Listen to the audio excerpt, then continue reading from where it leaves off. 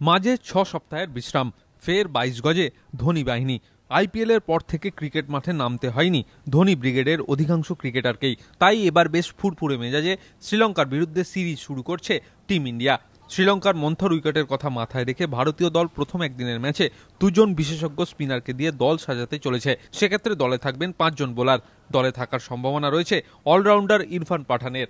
Australia ও Asia কাপে প্রথম একাদশে সুযোগ না পাওয়া মনোজ তিওয়ারি এবার প্রথম ম্যাচে খেলার সম্ভাবনা কম, যদিও মনে করা হচ্ছে মনোজ এই সিরিজে খেলার সুযোগ পাবেন। গত ১৫ মাসে এ নিয়ে দশম একদিনের ম্যাচে খেলতে নামবেন বীরেন্দ্র সহবাগ।